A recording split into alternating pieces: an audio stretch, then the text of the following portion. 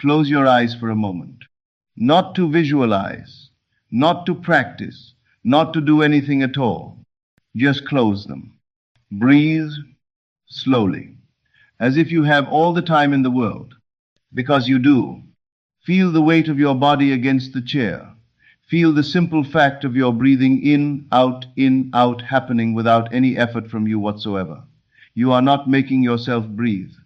You are not forcing your heart to beat. The deepest, most essential functions of your existence are happening right now in complete, effortless, trustful surrender. And they have been happening every moment of your life, without struggle, without monitoring, without you needing to control them. Now open your eyes. And let me ask you something. If the very force that keeps you alive operates through surrender, if the intelligence that runs your body, grows your cells, circulates your blood, does all of it without your anxious intervention, why have you decided that getting what you desire requires you to fight so hard? Why have you decided that the same power that manages the unfathomable complexity of a living human being needs your worry to help it manifest a relationship, a sum of money, a healed body, a changed circumstance? Where did you learn that? Because I want to suggest to you tonight that everything you've been taught about effort, about striving, about grinding your way toward what you want, all of it, every last piece of it, is precisely backwards. And tonight we are going to turn it around. Let me tell you what most people believe about manifestation. They believe it is a matter of force. They believe that if they do not push, do not strive, do not grind, do not work hard enough and long enough and desperately enough, they will have nothing. That desire must be earned. That the universe is some kind of cosmic employer who evaluates your effort before releasing your reward. And so they push.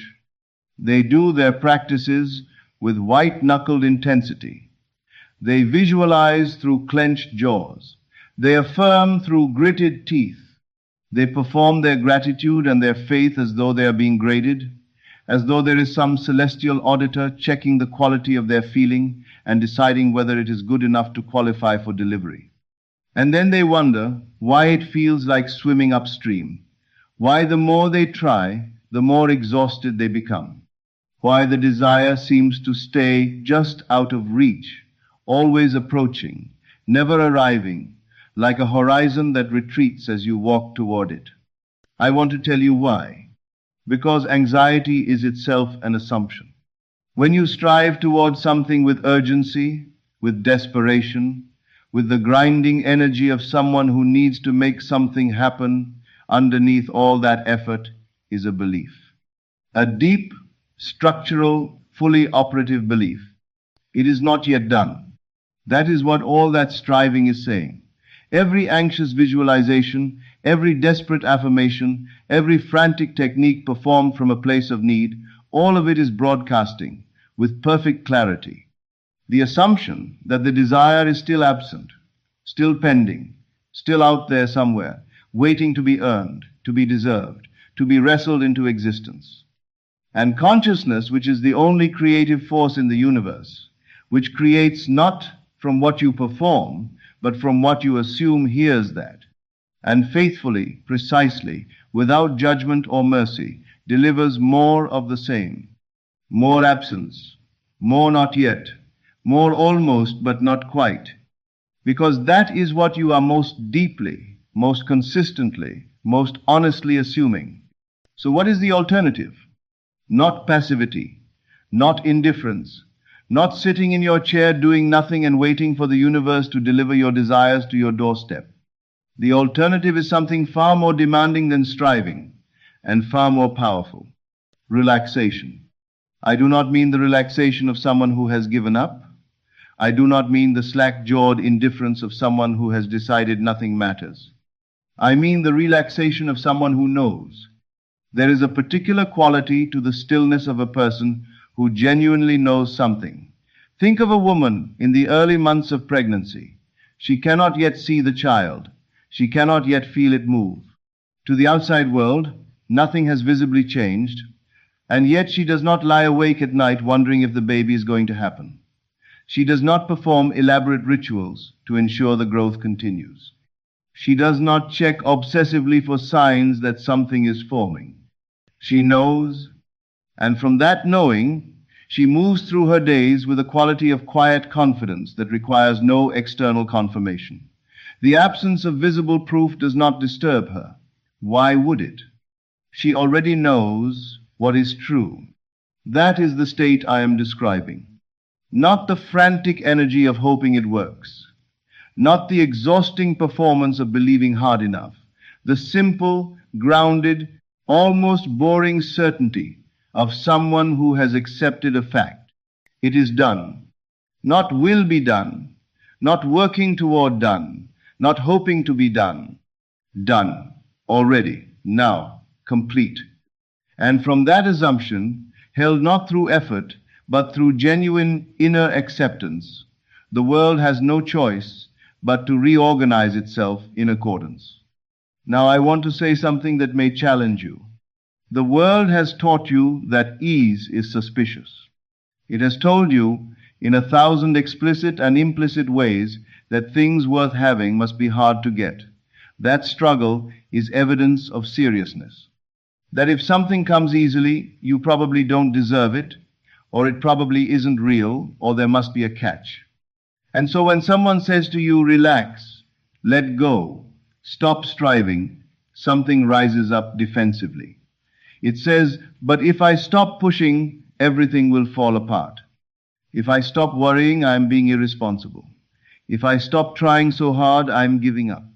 I want to look at that belief very carefully, because what it is actually saying is this: I do not trust the law. I believe my effort is more powerful than the creative force of consciousness itself. I believe my worry is doing something useful. I believe that if I stop monitoring, stop controlling, stop forcing, the universe will simply forget about me. Do you see how much power that belief gives to your doubt? Do you see how it makes your anxiety the most important force in the equation, more important than the law, more important than the assumption, more important than consciousness itself? This is the trap within the trap. The belief that struggle is necessary is itself the thing preventing the effortless arrival of what you desire. Because when you struggle, you are assuming scarcity. You are assuming resistance. You are assuming that getting what you want is, by nature, hard. And the law, which has no opinion, which simply delivers the physical equivalent of your dominant inner state, gives you exactly that experience. A world where getting things is hard, where everything requires effort, where nothing comes easily, not because that is the nature of reality, but because that is what you have most deeply, most persistently assumed reality to be. Let me tell you what happens when you genuinely relax into the assumption of the wish fulfilled. Not what I promise will happen, what must happen. By law. First, your inner conversation changes. Right now, for most people, the inner conversation sounds like a person who is managing a crisis. What if it doesn't come? What if I'm doing this wrong? What if I don't deserve it? What if I've missed something? What if the timing is wrong? An endless loop of contingency and doubt running underneath everything like a low-grade fever. When you genuinely inhabit the state of the wish fulfilled, when you actually, truly, without performance, assume that it is done, that conversation changes. It becomes quiet. Not because you have suppressed the doubt by force, but because the doubt loses its premise. It cannot run the loop of what if it doesn't come when you have genuinely accepted that it already has. The fear-based inner conversation needs the assumption of absence to survive. Remove that assumption, and it simply has nothing to stand on. In its place, stillness, a quality of inner silence that is not empty but full, pregnant with the reality of the fulfilled desire, saturated with the feeling of already. Second, your body changes. You know what anxiety feels like in your body. The tightness in the chest, the shallow breath, the clenched jaw, the restless energy of someone who is perpetually braced for the worst.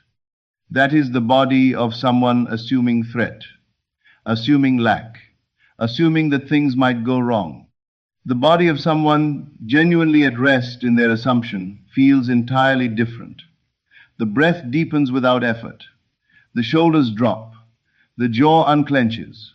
The eyes soften. There is a quality of presence not spacing out, but genuinely arriving in the moment that comes when you are no longer bracing against an imagined future. People notice this even when they cannot name it. There is something magnetic about a person who is genuinely at peace with where they are and what they know. Not arrogant peace, the peace of someone who thinks they are better than others, but the quiet, grounded, self-contained peace of someone who simply knows. Third, and this is what the world calls miraculous, though it is only the law, being the law, the outer world begins to reorganize.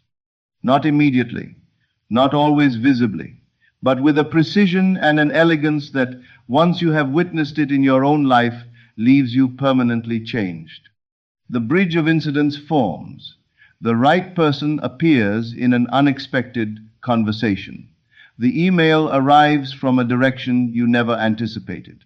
The solution presents itself in a moment of stillness rather than in any moment of striving. The circumstance shifts not because you forced it, but because you stopped pushing against it. And in that release, the current of your assumption was finally free to move. I want to address the objection that is sitting in the back of some of your minds. But I can't just do nothing. I have responsibilities. I have actions to take. I have a life to live. Yes, you do. And I am not asking you to stop acting. I am asking you to change the state from which your action flows.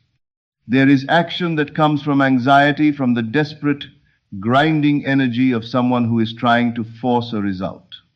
This action is exhausting. It is effortful in a way that depletes rather than energizes.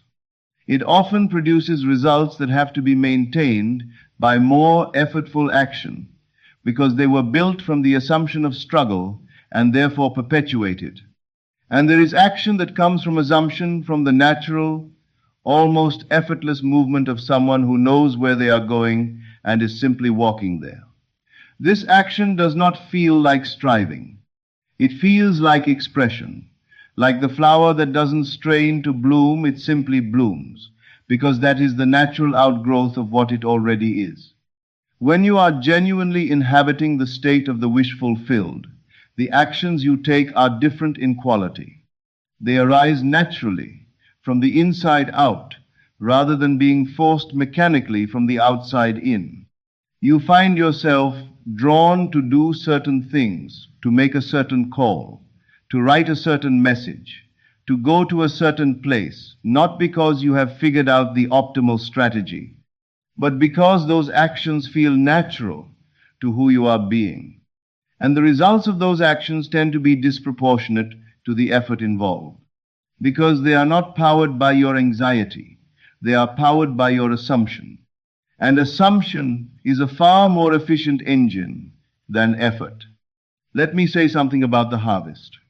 When a farmer plants seeds, he does not dig them up every day to check whether they have germinated. He does not lie awake at night wondering if the seeds are growing. He does not perform elaborate rituals over the soil to try to accelerate the growth. He plants, and then he trusts the process. He goes about his days knowing, not hoping, not wishing, not performing that the harvest is coming. Because he understands that once the seed is in the ground, in good soil, the growth is not a matter of his effort. It is a matter of law, of nature doing what nature does when the right conditions are met. Your assumption is the seed. The soil is consciousness. And the law which does not fail, which has never failed, which cannot fail any more than gravity can fail, is the force that grows the seed into its harvest. Your role is not to make it grow. Your role is to not dig it up, to not interrupt the process with doubt, to not disturb the soil with anxiety, to not keep demanding proof of germination, before the shoot has had time to appear above ground. Your role is to plant with genuine assumption, not performed assumption, not hoped assumption, but genuine, settled, bone-deep acceptance of the fact, and then to rest. To water the seed with your faith, to shine upon it with the warmth of a consciousness that knows, beyond any need for external proof, that the harvest is coming. And it will come, not because you earned it, not because you deserved it, not because you performed your practice correctly or believed hard enough or did everything right, because you planted the seed, and planting is always followed by harvest. That is the law, and the law does not fail. Now let me speak to the moments of contradiction, because they will come. You will settle into this state of quiet knowing, and then something will happen that seems to contradict everything. The circumstances will scream. The evidence will press against your assumption with what feels like overwhelming force, and something inside you, old, deeply grooved, familiar, will say, "You see, you were foolish to believe. Look at what's actually happening." In that moment, you will be given a choice. You can react. You can take the bait of appearances. You can let what you see determine what you assume. You can abandon the state and descend back into the anxiety and striving that feels, at least, like doing something. Or you can do something far harder and far more powerful. You can remain. You can look at what appears to be contrary evidence and say quietly, privately, with the certainty of someone who understands how the law works, "This is old data. This is the echo of a prior state. This is not the current creative force in my life. I see it, I acknowledge it, and I refuse to let it determine my assumption." And then you return to the stillness, to the knowing, to the acceptance of the wish fulfilled. Not frantically, the return itself should be relaxed. A gentle coming back, like refocusing your eyes. "Oh, I drifted. Here is the state. I am here again." And you settle. And the law, which never stopped working, continues its work. Every time you make this choice to remain in the state rather than react to the appearance, you do something profound. You demonstrate to your own consciousness that your inner knowing is more real to you than your outer circumstances. And consciousness, registering this choice, deepens the assumption. It becomes more embedded, more automatic, more yours, until eventually, and this day comes, if you are faithful, the appearances simply stop moving you. Not because you have become indifferent, but because your inner knowing has become so solid, so settled, so completely your home, that the outer noise simply cannot reach where you live. That is what mastery looks like. Not the triumphant performance of someone who has conquered their doubt. The quiet, unhurried stillness of someone who has simply outgrown the need for external proof. There is a word I want to give you: Sabbath. In its oldest, deepest meaning, the Sabbath is not a day of the week. It is a state of consciousness. It is the holy rest that follows completion. The stillness of the seventh day after the work of creation is done, when the Creator rests in the finished reality of what has been made. "It is good," said the voice of creation. "It is finished," and rested. Not because there was nothing more to do, but because the work of consciousness was complete. The assumption had been made, the seed had been planted, the inner reality had been established. And then rest. This is your invitation tonight, to enter your own Sabbath, to say of your desire, of your fulfilled state, of the reality you have claimed in consciousness, "It is done, it is finished, it is good," and to rest there, not to monitor, not to check, not to strategize or force or perform, to simply rest in the knowing that it is complete. This is not the rest of someone who has given up. It is the rest of someone who has accomplished the only thing that ever needed accomplishing. The inner shift, the acceptance of the end, The assumption, held with genuine, settled, peaceful conviction, that the desire is already done in consciousness, and that consciousness is the only reality there is. Everything else is merely the echo catching up. So let me give you something practical to carry out of here tonight. Not a technique, a question. How would I feel if I knew, beyond any doubt, that what I desire is already done? Not how would I feel if I saw proof? Not how will I feel when it arrives? How would I feel right now if I simply knew the way I know my own name, the way I know what city I live in, that it is already complete in consciousness and therefore inevitable in form? Sit with that question. Not to find the right intellectual answer, but to find the feeling, the actual felt sense of what that knowing would be like in your body, in your breath, in the quality of your inner silence. And then this is everything be that. Not perform it, not display it. Be it. Let it change your breath. Let it soften your jaw. Let it slow your walk and deepen your voice and quiet the urgency in your eyes. Let the feeling of it is done become the atmosphere you move through, the air you breathe, the quiet background of everything you do and say and think throughout your day. This is not a technique you add to your existing life. It is an identity you step into. The person who knows it is done moves differently than the person who is hoping it will be done. They inhabit the same body, they face the same circumstances, and they live in completely different realities. Because they are being completely different assumptions. And consciousness, which is the only creative force there is, delivers the physical equivalent of the assumption you are most deeply, most persistently, most truly being. I want to close with this. You are not here to earn your good. Let me say that again, because most of you have been told the opposite so many times that it has become invisible, like water to a fish. You are not here to earn your good. Your desires are not rewards for sufficient effort. They are not prizes distributed to the most disciplined, the most faithful, the most deserving. They are not being withheld by some cosmic authority who is evaluating your worthiness. Your desires are revelations.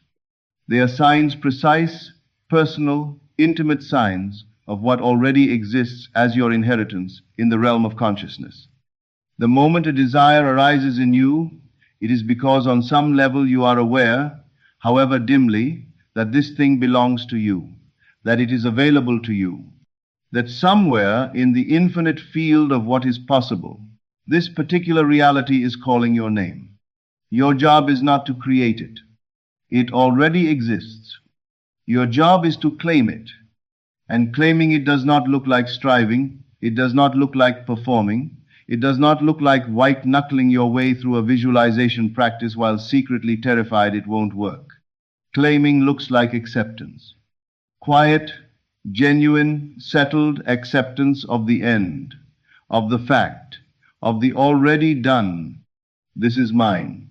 I accept it as mine. It is done in consciousness, and therefore, inevitably, it must become done in form. That acceptance, held with real conviction, returned to faithfully when you drift, made the quiet center of your inner life, is the only work that has ever been required. Everything else, all the techniques and methods and practices, have only ever been roads to this. This stillness, this knowing, this rest. So breathe. Let your shoulders drop.